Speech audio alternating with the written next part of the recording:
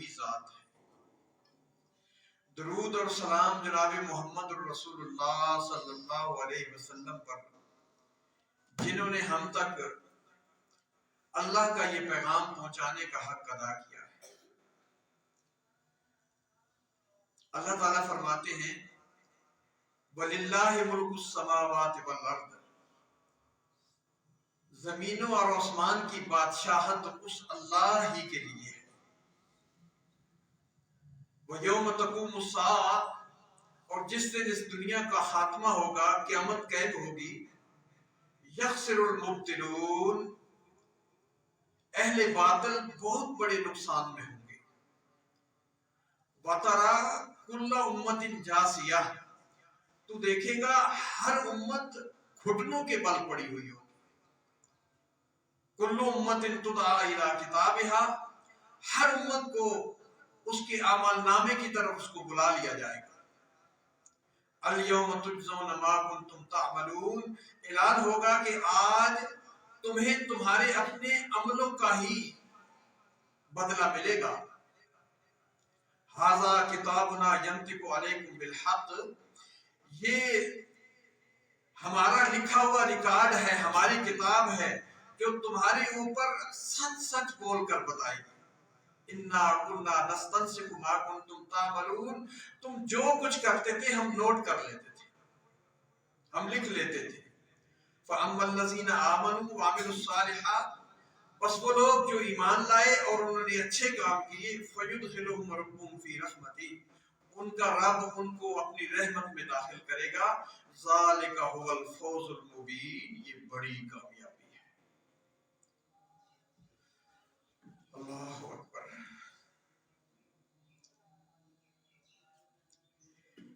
اس دنیا میں رہتے ہوئے ہر انسان یہ خواہش رکھتا ہے کہ مجھے امن نصیب ہو، یعنی امن چاہتا ہے، ہر انسان امن کا طالب ہے، اس لیے کہ امن کے بغیر زندگی کا کوئی مزہ نہیں ہوتا۔ گھر لے لو، کوئی محکمہ لے لو، کوئی بازار لے لو، کوئی شہر لے لو، اگر امن نہیں ہے تو وہاں پر زندگی کا کوئی مزہ نہیں ہے۔ مشکلات میں انسان پڑا رہتا ہے، نہ کھانے پینے کا مزہ، نہ رہنے سہنے کا، نہ بات چیت کرنے کا۔ اس لیے ہر بندہ امن چاہتا ہے، امن کا وہ طالب ہے۔ مگر امن کا راز صرف اسی میں ہے، ایک بات میں ہے۔ اگر گھر کا امن چاہیے، اپنے محکمے کا امن چاہیے، کسی فیکٹری میں امن چاہیے، شہر میں امن چاہیے، تو اس کا ایک ہی اصول ہے کہ وہاں کا جو بڑا ہے، جس پر سب کا اتفاق ہو، صرف اس کی بات مانی جائے اور اس کے مقابلے میں کسی اور کی بات نہ مانی جائے تو وہاں پر امن ہوگا۔ گھر کا معاملہ ہے، شہر کا معاملہ ہے، کارخانے کا معاملہ ہے، یا کسی محکمے کا معاملہ ہے، وہاں کا جو بڑا ہے اگر اس کی بات مانی جائے گی اور اس کے مقابلے میں کسی کی نہ مانی جائے گی تو امن ہوگا۔ اور جب اس بڑے کو چھوڑ کر کسی دوسرے کو آگے کر دیا جائے گا تو ایک تو کسی دوسرے پر کبھی اتفاق نہیں ہوگا، کبھی بھی تجربہ کر کے دیکھ لیں۔ اس بڑے کے بعد جب کسی اور کو بڑا بنا کر اس کو آگے کیا جائے گا تو لوگوں میں اختلاف ہو جاتا ہے، کچھ کہتے ہیں یہ صحیح ہے، کچھ کہتے ہیں یہ صحیح ہے، لیکن وہ جو بڑا ہوتا ہے اس پر سب کا اتحاد ہوتا ہے، اتفاق ہوتا ہے، لہذا امن رہتا ہے۔ آپ دیکھ لیں جو یہ پارٹیاں بنی ہیں، کتنی پارٹیاں ہیں، ان پارٹیوں میں پھر ذیلی پارٹیاں بنی ہیں۔ مسلم لیگ ایک تھی، پھر اس کے بعد کوئی جیم، کوئی کاف، کوئی نون، کوئی آگے کوئی پیچھے، سارا کیوں؟ اس بڑے کو چھوڑ کر جب دوسرے کسی اور کو کھڑا کیا جائے تو اتحاد کبھی نہیں ہوتا، اتفاق کبھی نہیں ہوتا۔ اور یہی اصول اللہ کے دین اسلام میں، اسلام میں جب بڑے کی بات مانی جائے گی اور اس کے مقابلے میں کسی اور کی نہیں مانی جائے گی تو امن ہوگا، اتفاق ہوگا، اور اگر یہ نہیں ہوگا تو پھر فرقہ بندی ہوگی، اختلاف ہوگا، امن کبھی بھی نہیں ہوگا۔ امن کے لیے ضروری ہے کہ اس محکمے کا، اس ڈپارٹمنٹ کا، اور اگر اسلام ہے تو اسلام میں جو بڑا ہے اس کی مانی جائے۔ چنانچہ دیکھ لو اسلام میں فرقہ بندی کیوں ہوئی؟ ہمارا بڑا کون ہے؟ اللہ سب سے بڑا ہے۔ اس کی عبادت کی اسلام میں ہمیں دعوت دی گئی ہے۔ جب اس ایک اللہ کی مانی جائے گی اور کسی اور کی نہ مانی جائے گی تو پھر اتحاد ہوگا، اتفاق ہوگا، اور کوئی فرقہ بندی نہیں ہوگی۔ لیکن اللہ کی بات کو چھوڑ کر اپنی مرضی کی جائے گی، کسی اور کو بڑا بنایا جائے گا تو پھر کبھی بھی امن نہیں ہوگا، اتحاد نہیں ہوگا، اتفاق نہیں ہوگا۔ نتیجہ کیا نکلے گا؟ کہ فرقہ بندی ہوگی۔ چنانچہ دیکھ لو فرقے کب بنی اسلام میں؟ جب اللہ کی بات کو چھوڑا گیا۔ اللہ نے کیا کہا تھا؟ یہ میرا رسول ہے محمد صلی اللہ علیہ وسلم، لوگو تم اس کے پیچھے چلو، ان تطیعوہ تہتدوا، اگر اس کے پیچھے چلو گے تو تم ہدایت پر ہو۔ اتبعوا ما انزل الیکم من ربکم، اے دنیا کے لوگوں تم سب کے سب اس کی اتباع کرو جو اللہ کی طرف سے آیا۔ وَلَا تَتَّبِعُوا مِن دُونِهِ أَوْلِيَاءَ، اس کے علاوہ کسی اور کو تم نے فالو نہیں کرنا۔ جب تک دیکھ لو لوگ اس بات پر رہے، کوئی فرقہ نہیں تھا۔ صحابہ کے دور میں، تابعین کے دور میں، تبع تابعین کے دور میں سب ایک جماعت تھی، اس پر اتحاد تھا کہ بڑے کی مانی جائے گی۔ لیکن جب اس کو چھوڑا گیا، اس اصول کو جس کو اللہ نے بڑا بنایا تھا، وہ تو رسول تھے صلی اللہ علیہ وسلم، اس کے بعد جب لوگوں نے اوروں کو آگے کیا، اوروں کو بڑا بنایا، کسی نے کہا میرا یہ امام ہے، یہ اچھا ہے، یہ اعلیٰ ہے، دوسرے نے کہا نہیں میرا دوسرا امام ہے، اس کی یہ صفت ہے، وہ اس سے اچھا ہے۔ نتیجہ کیا نکلا؟ دو فرقے بن گئے، علاج علیحدہ، امن ختم ہو گیا۔ اور اس کے بعد تیسرے نے کہا نہیں تم دونوں غلط کہتے ہو، ہمارا تیسرا اچھا ہے۔ چوتھے نے کہا نہیں تم تینوں غلط کہتے ہو، ہمارا چوتھا وہ اچھا ہے۔ نتیجہ کیا نکلا؟ ایک جماعت سے چار فرقے بن گئے، چاروں کے مسائل الگ الگ بن گئے۔ اور اللہ سبحانہ و تعالیٰ نے قرآن مجید میں یہی بات ہمیں بڑی واضح کر کے سامنے کر کے سمجھائی ہے کہ لوگو اے انسانوں، تمہیں میں دنیا میں بھیج رہا ہوں، وَلَكُمْ فِي الْأَرْضِ مُسْتَقَرٌ، اب زمین پر تمہارا ٹھکانہ ہے، وَمَتَاعٌ إِلَىٰ حِينٍ، لیکن ایک مدت کے لیے، پکا نہیں بھیج رہا، کچھ عرصے کے لیے تمہیں بھیج رہا۔ فَمَنِ اتَّبَعَ هُدَايَ، وہاں پر جا کر جو میری ہدایت کے اوپر چلے گا، جو میں کہتا ہوں وہ مانے گا، فَلَا يَضِلُّ وَلَا يَشْقَىٰ، وہ کبھی دنیا میں بھی بد نصیب نہیں ہوگا اور آخرت میں بھی آ کر وہ بد نصیب نہیں ہوگا، نہ کبھی گمراہ ہوگا، وَلَا يَضِلُّ، نہ گمراہ ہوگا، وَلَا يَشْقَىٰ، اور نہ بد نصیب ہوگا۔ لیکن یہ جو میں نصیحت کر رہا ہوں، وَمَنْ أَعْرَضَ عَنْ ذِكْرِي، جو میری اس نصیحت کو چھوڑ دے گا، جو میں کہہ رہا ہوں یہ ہدایت میری طرف سے آئے گی، فَإِمَّا يَأْتِيَنَّكُم مِّنِّي هُدًى، ہدایت میری طرف سے ضرور آئے گی، فَمَنِ اتَّبَعَ هُدَايَ، جو اس کی اتباع کرے گا وہ گمراہ نہیں ہوگا۔ لیکن وَمَنْ أَعْرَضَ عَنْ ذِكْرِي، جو میری اس نصیحت کو چھوڑ دے گا، فَإِنَّ لَهُ مَعِيشَةً ضَنْكًا، تو پھر دنیا میں اس کی پوری نہیں پڑنے دوں، اس کی دنیا تنگ کر دوں گا، اسے سمجھ ہی نہیں آئے گی کہ میں نے کرنا کیا ہے۔ وَنَحْشُرُهُ يَوْمَ الْقِيَامَةِ أَعْمَىٰ، اور قیامت کے دن اسے میں اندھا کھڑا کروں گا۔ بلکہ دوسری جگہ اللہ سبحانہ وتعالیٰ نے فرمایا وَمَن يَعْشُ عَن ذِكْرِ الرَّحْمَٰنِ، جو اللہ کی اس نصیحت سے منہ پھیرے گا، چھوڑ دے گا، نُقَيِّضْ لَهُ شَيْطَانًا، ہم اس کے ساتھ ایک شیطان لگا دیں، فَهُوَ لَهُ قَرِينٌ، وہ پکا اس کے ساتھ ہی رہے گا، اس سے الگ نہیں ہوگا، وَإِنَّهُ لَيَصُدُّونَ عَن سَبِيلٍ، وہ اس کو سیدھے راستے کی طرف نہیں آنے دے گا، وَيَحْسَبُونَ أَنَّهُمْ مُهْتَدُونَ، اور وہ کہے گا کہ میں بڑی ہدایت، میں بالکل ٹھیک ہوں، میں صحیح راستے پر، صحیح تو میں جا رہا۔ اللہ سبحانہ و تعالیٰ فرماتے ہیں حتیٰ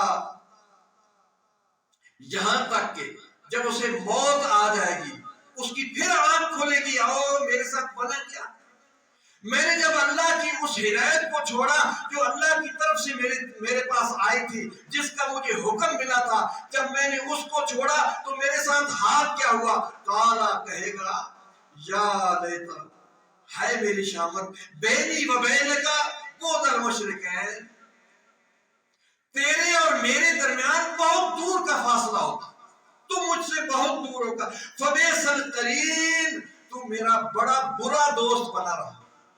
اللہ کی طرف سے جو بندے کے ساتھ ایک قرین، اللہ تعالیٰ فرماتے ہیں نُقَيِّضْ لَهُ شَيْطَانًا، ہم اس کے ساتھ ایک شیطان مقرر کر دیتے ہیں، وہ کبھی انسانوں میں سے ہوتا ہے اور کبھی وہ جنوں میں سے ہوتا ہے، اور یہ شیطان آپ اندازہ کر لیں، کوئی کسی کیٹیگری کا ہو، اس کو اس کے ساتھ کے ساتھ ہی مل جاتے ہیں۔ اگر آپ دیندار ہیں، یہاں سے کہیں کسی دوسرے شہر میں چلے جائیں، فوراً آپ اپنے دینداروں کو ڈھونڈ لیں گے، وہ آپ کو ڈھونڈ لیں گے، وہ اللہ کریم ان کے ساتھ ہی۔ اور اگر کوئی منشیات کا دھندا کرتا ہے تو وہاں جا کر اسے ڈھونڈنے کی ضرورت نہیں، فوراً اس کے ساتھ ہی اس کو مل جاتا ہے۔ تو قیامت کے دن یا لیت بینی و بینک بعد المشرقین، کاش اس وقت تو میں کہتا تھا کہ ٹھیک ہے، ایک دوسرے سے ہنسی مذاق میں ہمارا ٹائم اچھا گزر رہا ہے، لیکن جب ہم نے وہ اللہ کی بات نہیں مانی تو میرا بہت برا، بہت برا، تو میرا ساتھی تھا۔ اس لیے انسان کو چاہیے کہ وہ ہمیشہ اللہ کو یاد رکھے، اللہ کو کبھی نہ بھولے، اور اللہ کو یاد رکھنے کا یہ مطلب نہیں کہ ہر وقت وہ نماز میں ہی کھڑا رہے، ہر وقت وہ سبحان اللہ الحمدللہ ہی کہتا رہے۔ اللہ کو یاد کرنے کا مطلب کیا ہے؟ تنہائی میں جب کبھی ارادہ ہو تو سوچے اس بات پر کہ میری حیثیت کیا ہے،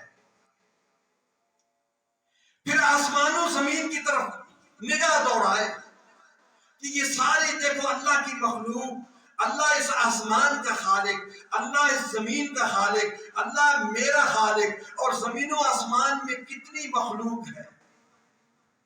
باقی کو تو چھوڑو، اس زمین پر 9 حصے پانی، 1 حصہ یہ خشکی ہے، اور اس خشکی پر میں رہتا ہوں، لیکن پانی کی مخلوق کو دیکھو کتنے بڑی بڑی اس کی مخلوق ہے، آسمان کتنا بڑا، زمین کتنی بڑی، اور اس میں میری حیثیت ایک چیونٹی کے برابر ہے۔ جب اپنی حیثیت کو پھر اپنے اللہ کی طرف نگاہ کہ وہ کتنی بڑی ذات ہے، اور میں غفلت کو چھوڑوں جب وہ اتنی بڑی ذات ہے۔ اور دیکھو نا اللہ کے بارے میں تصور کریں کہ اللہ سبحانہ و تعالیٰ کی کتنی مخلوق ہے، لیکن ہم انسانوں میں سے ہر انسان اس کے سامنے ایسے ہے جیسے وہ صرف اکیلا ہے۔ اس کی نگاہ، اگر کسی پولیس والے کی ڈیوٹی لگ جائے نا، اس ایک بات کہ تو نے اس کی ہر حرکت کا خیال رکھنا ہے، وہ اس کا ایسے خیال نہیں رکھ سکتا جیسے ہم اکیلے ایک اللہ کے لیے، وہ اتنی بڑی ذات ہے۔ اس لیے غفلت کو چھوڑ کر سب سے پہلے ہمیں اللہ سبحانہ و تعالیٰ کی منت کر کے، توبہ کر کے، پہلے جو ہے نا اپنا کھاتا صاف کرانا چاہیے۔ یا اللہ تو جب اتنی بڑی ذات ہے تو میری کوئی حیثیت نہیں، اے اللہ تو مجھے معاف کر دے، اب میں اکیلا ہوں، میں اس سوچ میں ہوں، کوئی دوسرا بندہ نہیں دیکھ رہا، اے اللہ میرے حالات سے تو واقف ہے، یا رب تو مجھے معاف کر دے۔ اور معافی مانگنے کے بعد ہمیشہ اپنے اللہ سے ہدایت مانگے، اور یہ سب سے قیمتی چیز ہے. یہی مقصد ہے اس دنیا میں آنے کا. اگر ہمیں اس دنیا میں آ کر ہدایت مل گئی تو سمجھو سب کچھ مل گیا. اور اگر سب کچھ اور مل گیا ہدایت نہ ملی تو سمجھو کچھ بھی نہیں ملا. ہم سے تباہ بدبخت انسان اور کوئی نہیں ہوگا. اور پھر ہدایت مانگنے کے بعد وقتاً فوقتاً اللہ سبحانہ و تعالیٰ کی یہ کتاب قرآن مجید اس کو لازمی پڑھیں اور خوب غور سے پڑھیں کہ جب اللہ کی طرف سے ہدایت آ جائے, جن لوگوں کے سامنے ہدایت واضح ہو جائے اور پھر جو وہ ہدایت کی پر نہیں آتے, اللہ کی ہدایت کو قبول نہیں کرتے, وہ کتنے بدبخت ہوتے ہیں. دیکھو نا رسول اللہ صلی اللہ علیہ وسلم نے جب دعوتی خط بھیجے امراء کی طرف, بادشاہوں کی طرف, تو ہرقل جو بادشاہ تھا رومیوں کا, اس کی طرف بھی رسول اللہ صلی اللہ علیہ وسلم کا خط گیا. اس نے جب خط پڑھا فوراً اس کے ذہن میں آ گیا کہ ہم جس نبی کے انتظار میں ہیں مجھے یہ وہی لگتا ہے. چنانچہ اس نے چھان بین کی اور جو عرب سے گئے ہوئے تھے لوگ کافروں کو ڈھونڈ کر بلا کر اپنے سامنے بلا لیا. ان میں سے ابو سفیان بھی تھے اور پوچھنے لگا. ساری اس نے تحقیق کی یہ کیسا آدمی ہے, کسی پہلے تمہارے خاندان میں سے کسی بادشاہ کا تو کسی نے دعویٰ نہیں کیا. اور بھی بہت سی باتیں پوچھی, کسی اور نے بھی پہلے ایسا دعویٰ کیا نہیں کیا. تو کہنے لگا یہ واقعی وہی ہے. اپنے لوگوں کو بلا کر کہنے لگا لوگوں اگر چاہتے ہو سلامت رہے, بادشاہی بھی قائم رہے تو اس نبی پر ایمان لے. وہ گدوں کی طرح پٹ کے ادھر ادھر بھاگے, کہنے لگا واپس آ جائے, میں تمہارے ایمان کا ٹیسٹ لے رہا تھا. اب دیکھو نا اس کے سامنے یہ ہدایت گئی تھی, اس کے دل نے بھی مان لیا تھا, لیکن دنیا کی وجہ سے اس نے ہدایت کو جب قبول نہیں کیا تو پھر کیا ہوا. اللہ سبحانہ و تعالیٰ کا قرآن مجید میں اللہ یہی بات, جب موسیٰ علیہ السلام کی پوسٹنگ ہو رہی تھی نا, تقرری ہو رہی تھی پہلی, تو اللہ نے موسیٰ علیہ السلام کو بہت سی باتیں بتائیں. اے موسیٰ قیامت آنی ہے, میں نے تجھے چن لیا ہے لوگوں کے لیے. اللہ اکبر. ان الساعۃ آتیۃ اکاد اخفیہا, قیامت آنی ہے میں چھپاتا ہی رہوں گا. لیکن اے موسیٰ سن, سأصرف عن آیاتی الذین یتکبرون فی الارض, میں ان لوگوں کو اپنی ہدایت کے قریب نہیں آنے دوں گا جو تکبر کرتے ہیں. صحابہ نے پوچھا اللہ کے نبی صلی اللہ علیہ وسلم ہم بھی تو اچھے کپڑے پہن لیتے ہیں, ہم بھی نیا جوتا پہنتے ہیں, یہ تکبر؟ فرمایا یہ تکبر نہیں, ان اللہ جمیل یحب الجمال, اللہ خوبصورت ہے, وہ خوبصورتی کو پسند کرتا ہے. تکبر کیا ہے کہ جب حق بات آ جائے, ہدایت سامنے آ جائے, اس کو قبول نہ کیا جائے, یہ تکبر ہے. اب ہرقل نے کیا کیا, پھر ہدایت کو قبول سمجھ بھی آ گئی, کوئی نبی ہے جس کی تلاش تھی, لیکن میری بادشاہ میری ٹور. اب کتنے لوگ ہوتے ہیں جن کے سامنے قرآن آتا ہے, حدیث آتی ہے, حق بات آتی ہے, لیکن برادری کو نہیں چھوڑ سکتے کہ میری ٹور ختم ہو جائے. جب اس نے ہدایت ہرقل نے نہیں مانا تو پھر اللہ سبحانہ و تعالیٰ نے اس کے ذہن میں وہ بات آنے ہی نہیں دی دوبارہ. پھر جب موتا میں اور رسول اللہ صلی اللہ علیہ وسلم تبوک میں گئے تو اس نے اپنے لشکر بھیجے رسول اللہ سے لڑنے کے لیے, مسلمانوں سے لڑنے کے لیے.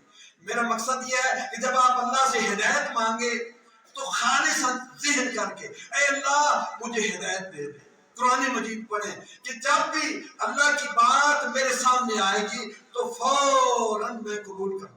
ایسا کبھی نہیں ہوگا کہ میرے سامنے حدیث آ جائے, قرآن کی کوئی آیت آ جائے اور میں برادری کو بڑا بنا لوں, میں اپنے سٹیٹس کو قائم رکھوں, میں کہوں کہ فلاں نہیں مانتا نا. جب ہدایت آ جائے, قرآن کی بات آ جائے, حدیث کی بات آ جائے, جو نہیں مانے گا دوبارہ اللہ اس کی سمجھ میں نہیں آنے دے. اور ہمیشہ اللہ سے دیکھو نا, جب بھی دعا مانگے تو خالصتاً ہو کر, خالی الذہن ہو کر بیٹھ کر دعا. آپ نے مساجد میں دیکھا ہوگا کہ دعا مانگتے ہیں لیکن مذاق ہوتا ہے. جو ہی امام سلام پھیرتا ہے نا, السلام علیکم ورحمۃ اللہ, السلام علیکم, فوراً اللہ من تسلم تعالیٰ کی یاد. کوئی پتہ نہیں کیا کہہ رہا ہے, کس کو کہہ رہا ہے, کچھ نہیں کہہ رہا. یہ مذاق ہے, یہ دعا نہیں ہے. جب آپ ہدایت اللہ سے رسول اللہ صلی اللہ علیہ وسلم نے فرمایا آپ نے ایک بندے کو دیکھا اس نے دعا مانگی آپ خاموش ہو کر کھڑے رہے سنتے رہے یہ کیا مانگتا ہے. جب وہ دعا سے فارغ ہوا اللہ کے نبی نے فرمایا اللہ کے بندے تو نے جلدی کی. جب بھی اللہ سے مانگ پہلے اس کی حمد و ثنا کر اس کی تعریفیں کر اے اللہ تو بہت بڑی ذات ہے. اس کے بعد مجھ پر درود بھیج اس کے بعد پھر اپنے لیے مانگ پھر میرے اوپر درود بھیج سلطوتا جو تو مانگے گا تجھے مل جائے گا. جب ہدایت کی دعا مانگنی ہے تو خالی الذہن ہو کر اللہ کے سامنے آپ گڑ گڑائیں اور اپنی حیثیت کو سامنے رکھیں اے اللہ مجھے ہدایت چاہیے. اور پھر احادیث میں چونکہ ہمارا یہ زمانہ قیامت کے قرب کا زمانہ ہے فتنے کا زمانہ ہے احادیث میں کتاب الفتن ضرور آپ کھول کر پڑھیں. دیکھو نا دنیا میں ہر جگہ مسلمانوں کو رگڑا تھا ہر جگہ پہ. جب مسلمانوں نے اللہ سبحانہ و تعالیٰ کے دین کو چھوڑا دنیا آگے کر لی عیاشیوں کو آگے کر لیا اللہ کے دین کی پرواہ نہیں کی تو دیکھیں مسلمانوں کو ہر جگہ میں رگڑا چڑھا ہے. کتاب الفتن آپ پڑھیں گے تو آپ کو سمجھ آئے گی. عراق کو دیکھ لو عراق کو رگڑا چڑھا 10 سال ایران عراق کی جنگ رہی پھر امریکہ آ گیا پھر شام کو دیکھ لو افغانستان کو دیکھ لو ایران کو دیکھ لو لیبیا تیونس برما ان سب کو جہاں مسلمان رہتے ہیں. رسول اللہ صلی اللہ علیہ وسلم فرمایا جب تم اللہ میرے دین کو چھوڑ دو گے اللہ کہتا ہے جب اللہ کے دین کو تم چھوڑ دو گے تو اللہ تم پر ذلت مسلط کر دے گا. فرمایا تمہاری حالت کیا ہوگی تم اپنے بیلوں کی دمیں پکڑ کر اپنی دکانداریاں اپنی تجارتوں کے پیچھے پڑو گے اور وَتَرَكْتُمُ الْجِهَادَ میرے راستے میں جہاد کرنا لڑنا چھوڑ دو گے تمہیں دنیا عزیز ہوگی. ہمارے فہم و گمان میں بھی نہیں کہ اللہ نے ہم پر جہاد فرض کیا. میں نے لڑنا ہے میں نے بیٹے کو ٹریننگ دلانی ہے میں نے اللہ کے دین کے لیے جہاں پر رکاوٹ ہوگی ہمارے ذہن میں صرف سے بات ہی نہیں. اللہ نے کہا کوتب علیکم القتال یہ میں نے جیسے روزے فرض کیے ایسے میں نے جہاد تمہارے اوپر فرض کیے وَهُوَ كُرْهٌ لَكُمْ میں جانتا ہوں تمہیں اچھا نہیں لگتا. اللہ اکبر. کتاب الفتن کو پڑھو اس وقت دنیا کے حالات کیا ہیں. اللہ نے باقی سب کو رگڑا لگایا پاکستان اور سعودیہ بچا ان کو اللہ نے بائی پاس کیا. کبھی سوچا کیوں کیا؟ انہوں نے جہاد کو کھڑا کیا. جہاں پہ مسلمانوں پر ظلم تھا جہاد کو سعودیہ نے اور پاکستان نے اللہ نے ان کو بائی پاس کر دیا. یہی دور ہے. اب جب انہوں نے بھی اللہ کے دین کی طرف سے منہ پھیرا اب ان کی باری ہے. اب دور نہیں ہے جو کام کیا تھا اب وہ جب نہیں کریں گے تو اب ان کی باری ہے. اس لیے میرے بھائیوں جو یہ دنیا دیکھو نا خاتمے کے قریب جا رہی ہے. رسول اللہ صلی اللہ علیہ وسلم نے فرمایا یہ فتنے بارش کے قطروں کی طرح آئیں گے کسی کو سمجھ نہیں آئے گی میں نے کیا کرنا ہے کیا نہیں کرنا. شام کو مومن ہوگا تو صبح کو کافر ہوگا. اب ہمارے یہاں دیکھو کتنے بڑے فتنے ہیں اور فتنوں میں ہم ایسے گھل مل گئے ہیں کہ اب وہ ہمیں برائی لگتی نہیں. کہو یہ تصویر کا فتنہ کتنا بڑا فتنہ ہے. رسول اللہ صلی اللہ علیہ وسلم فرمایا باپ کا قاتل نبی کا قاتل اور تصویر بنانے والا یہ جہنم میں اکٹھے ہوں گے. سب سے جو دردناک عذاب دیا جائے گا وہ تصویر بنانے والے کو. ہمارے ہر بیٹے کے ہاتھ میں موبائل ہر بندہ تصویر بنا اور اس میں پتہ بھی نہیں ہم دیکھ یہ بھی نہیں ہمیں سمجھ آتی کہ گناہ ہے بھی کہ نہیں. اسی طرح لباس میں دیکھا فرمایا فتنے اندھیری رات کی طرح آئیں گے. ہمارے مسجد کا امام ہوگا اپنے گھر میں جائے گا جو بیٹی نے کپڑے پہنے ہوئے ہوں گے وہ اتنا تنگ اس کا پجامہ ہوگا ٹانگوں کے ساتھ چپٹا ہوا ہوگا اور یہ نمازی حاجی اس کے ذہن میں آتا بھی نہیں کہ یہ غلط ہے. لڑکیوں کا لباس اور ان کی سلواریں ٹخنوں سے اوپر. صحابیات نے پوچھا اللہ کے نبی صلی اللہ علیہ وسلم ہم مسجد میں آتی ہیں اور راستے میں مدینے کی گلیاں گندی ہیں کیچڑ ہوتا ہے تو ہمارے کپڑے خراب ہوتے ہیں ہم کپڑوں کو اٹھا لیا کریں؟ فرمایا نہیں، اللہ نے تمہارے کیچڑ تو تھوڑی بہت گندگی لگ جائے گی وہ معاف کر دیا ہے، لیکن کپڑا اوپر نہیں اٹھانا، تمہارے پاؤں بھی نظر نہ آئے۔ لیکن یہ فتنہ دیکھ لو، ہر عورت دوسروں کو چھوڑو، دینداروں کی عورتوں کے لباس اسی طرح پیجامے، اسی طرح ٹخنوں سے اوپر، بے حیائی موبائل کی صورت میں، اور کفار کے دوسرے فتنے۔ یہ کتاب الفتن آپ ضرور پڑھا کریں۔ حذیفہ بن یمان کہتے ہیں رضی اللہ تعالیٰ عنہ، لوگ اللہ کے رسول صلی اللہ علیہ وسلم سے خیر کی باتیں کرتے تھے، اللہ کے نبی آپ آئے، اللہ نے ہمیں اسلام کی سمجھ دی، فلاں مسئلہ کیسے؟ فرمایا میں شر کے بارے میں پوچھتا تھا، میں نے کہا اللہ کے رسول صلی اللہ علیہ وسلم آپ آئے ہیں، اللہ نے ہدایت دی ہے، کیا اس کے بعد پھر گمراہی ہوگی؟ فرمایا ہاں۔ کیا اس کے بعد پھر خیر ہوگی؟ فرمایا ہوگی، لیکن اس میں قدورت ہوگی۔ اللہ کے نبی صلی اللہ علیہ وسلم اگر میں وہ زمانہ پاؤں تو میں کیا کروں؟ فرمایا تلزم جماعت المسلمین و امامہم، تو مسلمانوں کے حاکم کے ساتھ اور مسلمانوں کی جماعت کے ساتھ پکا رہنا ہے، اپنی حکومت کو نہیں چھوڑنا۔ فرمایا علم یکن لہم جماعت ولا امام، فرمایا اللہ کے نبی صلی اللہ علیہ وسلم ایسا حاکم بھی نہ ہو، خلیفہ بھی نہ ہو، اور مسلمانوں کی کوئی منظم جماعت نہ، پھر میں کیا کروں؟ فرمایا پھر نئی جماعت پارٹی نہیں بنانی، درختوں کی جڑیں چبا لینے، جنگلوں میں نکل جانا، وَأَنْتَ عَلَىٰ ذَلِكَ، تجھے اسی پر موت آ جائے، لیکن نیا فرقہ نہیں بنا لینا، نئی جماعتیں نہیں بنا لینا، لڑنا جھگڑنا نہیں ایک دوسرے کے ساتھ۔ فرمایا رسول اللہ صلی اللہ علیہ وسلم تمہارے بہترین حاکم وہ ہوں گے جنہیں تم پسند کرتے ہوگے، وہ تمہیں پسند کرتے ہوں گے، تم ان کے لیے دعائیں کرو گے، وہ تمہارے لیے دعائیں کرتے ہوں گے، اور تمہارے برے حاکم وہ ہوں گے کہ تم انہیں ناپسند کرتے ہوگے، وہ تمہیں ناپسند کریں گے، تم ان کو بد دعائیں دیتے ہوگے، وہ تمہیں بد دعائیں دیں گے۔ یہ وہ زمانہ ہے، ہم حاکموں کو بد دعائیں دیتے ہیں، وہ ہمارے ساتھ مخلص نہیں ہے۔ اللہ اکبر۔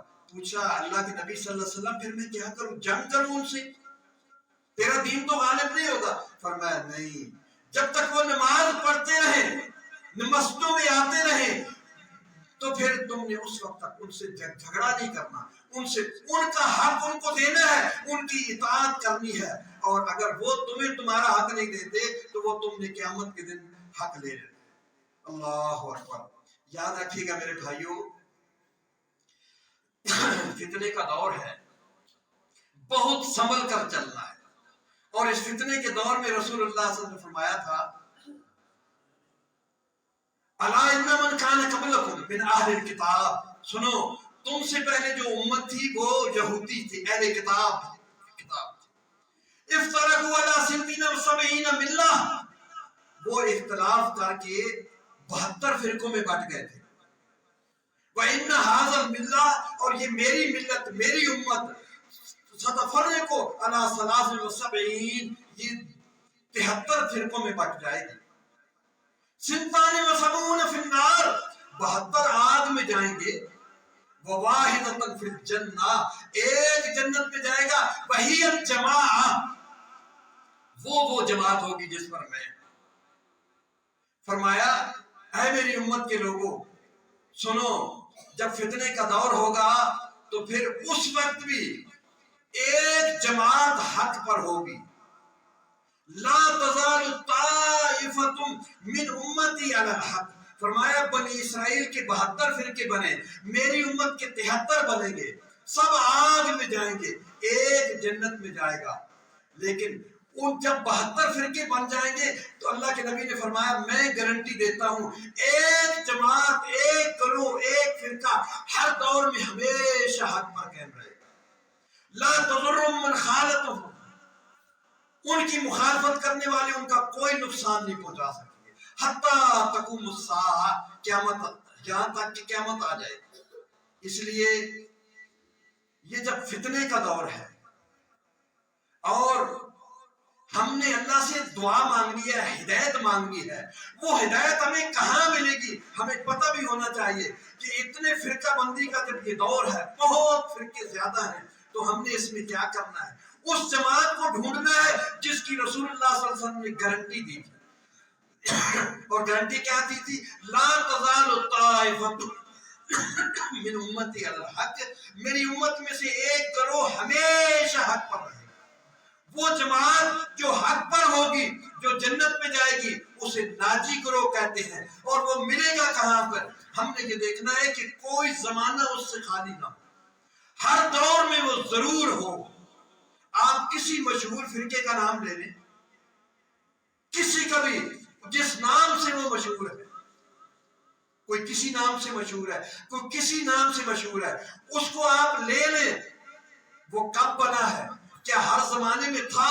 آپ خود کہیں گے کہ اس کا وہ جو بڑا تھا، جس کے نام پر وہ فرقہ بناتا ہے، اس سے پہلے وہ نہیں تھا۔ جب نہیں تھا تو یہ جو حدیث لا تزال طائفۃ من امتی، میری امت میں سے ایک گروہ ہمیشہ حق پر رہے گا، وہ اس میں سے نکل گیا۔ جو حق پر جماعت ہوگی، ایک دن بھی یہ دنیا اس سے خالی نہیں ہوگی۔ صحابہ نے فوراً پوچھا من ہم یا رسول اللہ، اللہ کے نبی صلی اللہ علیہ وسلم وہ کون ہوں گے؟ میں کیا کروں، کہاں ڈھونڈوں؟ فرمایا ما انا علیہ واصحابی اليوم، جس پر آج میں ہوں اور یہ تم میرے صحابہ تم ہو۔ اب ایمانداری سے بتائیے، اللہ کے رسول اور آپ کے صحابہ کس بات پر تھے؟ جو آسمانوں سے پیغام آتا تھا جبریل لے کر آتے تھے، اور محمد الرسول اللہ صلی اللہ علیہ وسلم اس کی تشریح کر کے صحابہ کو بتاتے تھے۔ صحابہ پھر اس پر ایسے عمل کرتے تھے جیسے رسول اللہ صلی اللہ علیہ وسلم کو عمل کرتے ہوئے دیکھتے تھے۔ اگر کوئی صحابی کہتا کسی صحابی سے یہ جو تو کام کر رہا ہے، فلاں صحابی تو ایسے نہیں کرتا، وہ کہتا نبی وہ نہیں ہے، نبی محمد صلی اللہ علیہ وسلم، اگر نبی کا یہ طریقہ ہے تو میں اس پر چلتا ہوں۔ پھر دنیا جب میں چلے آؤ، ایسے لوگ آپ کو ملیں گے جن کا کوئی بڑا نہیں سوائے محمد الرسول اللہ صلی اللہ علیہ وسلم کے، وہ اب یہی کہتے ہیں۔ دیکھو نا، جس نے اللہ کے رسول کے بعد کسی اور کو اپنا بڑا بنا لیا تو گویا اس نے الگ فرقہ بنا لیا، الگ جماعت بنا لیا۔ جس کا کوئی امام نہیں سوائے رسول اللہ صلی اللہ علیہ وسلم کے، وہ اس صحابہ والے اسلام کے اوپر ہے جس کے بارے میں رسول اللہ صلی اللہ علیہ وسلم نے فرمایا لا تزال طائفۃ من امتی علی الحق۔ یہ میں کیوں زور دے رہا ہوں؟ رسول اللہ صلی اللہ علیہ وسلم نے فرمایا تھا من یعش منکم من بعدی، جو میرے بعد زندہ رہے گا فَسَيَرَىٰ اخْتِلَافًا كَثِيرًا، وہ بہت فرقہ بندی دیکھے گا۔ علیکم بسنتی وسنت الخلفاء الراشدین المہدیین، تم نے کسی فرقے کو نہیں دیکھنا، تم نے میری سنت دیکھنی ہے اور میرے صحابہ کو دیکھنا ہے کہ انہوں نے میری سنت پر کیسے عمل کیا۔ یہ آزمائش اور فتنے کا زمانہ ہے۔ دیکھو نا، شام میں ظلم ہے، بربریت ہے، یہ فلسطین میں ہے، اور اب ہماری باری ہے۔ یہ ایٹم بم چلنے کے لیے بن رہے ہیں، یہ یاد رکھیے گا۔ یہ دنیا نے جب اتنی ترقی کر لی ہے، اب اوپر چلی گئی ہے، تو یہ اس نے خاتمہ ہونا ہے۔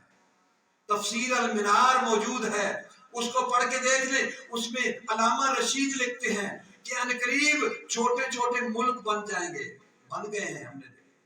وہ لکھتے ہیں کہ پھر ہر ملک ایک آدھ حاصل کرنے کی کوشش کرے گا، چنانچہ کر رہے ہیں۔ ایٹم بم ہم بنائے، فرمایا پھر لکھتے ہیں اس کے بعد وہ تقریباً تمام ملک وہ آدھ حاصل کر لیں گے۔